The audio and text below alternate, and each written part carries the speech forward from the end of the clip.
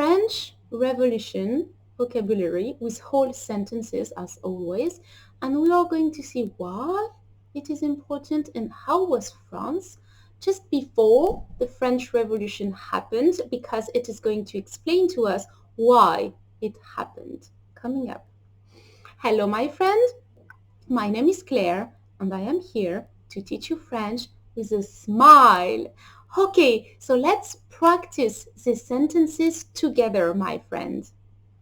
Les droits de l'homme sont proclamés en France grâce à la Révolution française, laquelle met fin à la monarchie et instaure la République. The human rights are proclaimed in France thanks to the French Revolution, grâce à, thanks to, which ends the monarchy and starts the republic. Encore une fois, les droits de l'homme sont proclamés en France grâce à la Révolution française, laquelle met fin à la monarchie et instaure la République. Ensemble, les droits de l'homme sont proclamés en France grâce à la Révolution française, laquelle met fin à la monarchie et instaure la République. Okay, so France was composed of three big groups before the French Revolution. And it was everything but equality. Let's see that. Avant la Révolution française, la France est constituée de trois ordres: la noblesse et le clergé.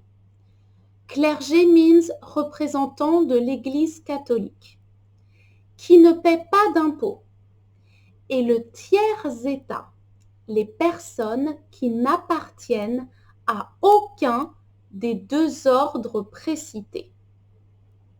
Before the French Revolution, France is composed of three orders: nobility and clergy, Catholic Church representatives that do not pay taxes, and the third state, people who belong to none of the aforementioned orders.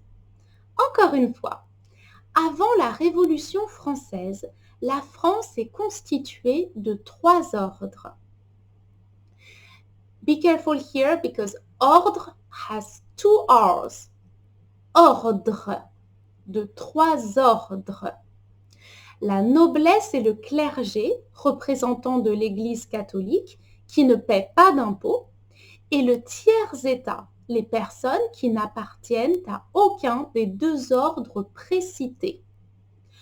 Ensemble, avant la Révolution française, la France est constituée de trois ordres: la noblesse et le clergé, représentants de l'Église catholique, qui ne paient pas d'impôts, et le tiers-état, les personnes qui n'appartiennent à aucun des deux ordres précités. So, what are the people who belong to that third state? Le tiers-état rassemble la majorité de la population française. Il est constitué de paysans, 8 sur 10, mais aussi des bourgeois, des marchands, des artisans. So the third state gathers the majority of the French population.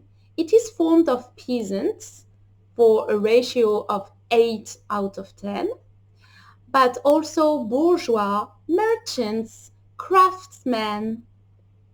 Encore une fois, le tiers-état rassemble la majorité de la population française.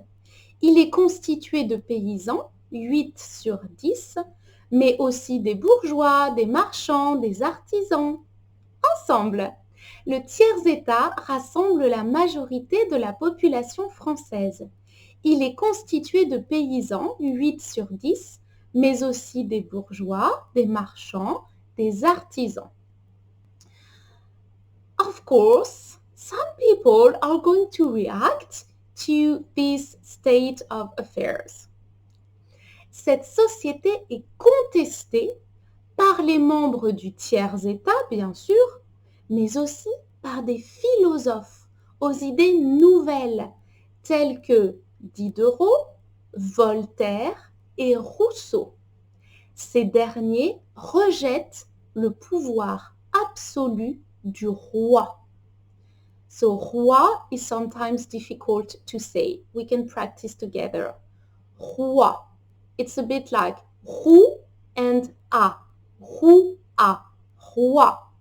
Again, roi. Okay, the sentence means such a society is contested by the third state members, of course, but also by philosophers with new ideas such as Diderot, Voltaire, and Rousseau.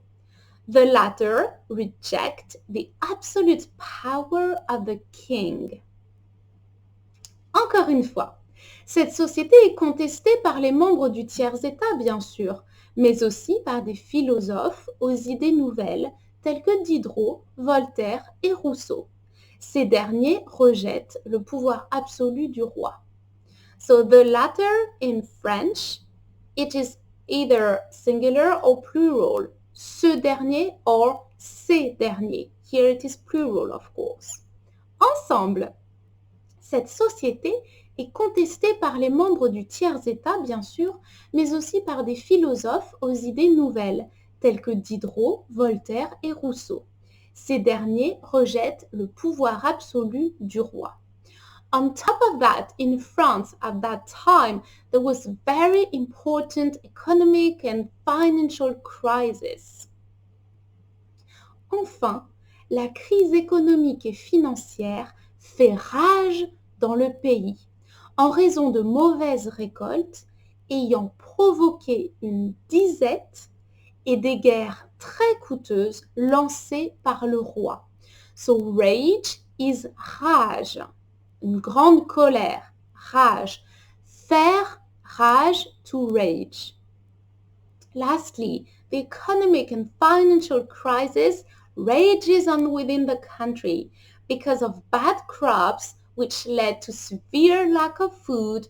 Disette means severe lack of food. This is already a famine, une famine, and of very costly wars launched by the king. Encore une fois, enfin, la crise économique et financière fait rage dans le pays en raison de mauvaises récoltes ayant provoqué une disette et des guerres très coûteuses lancées par le roi.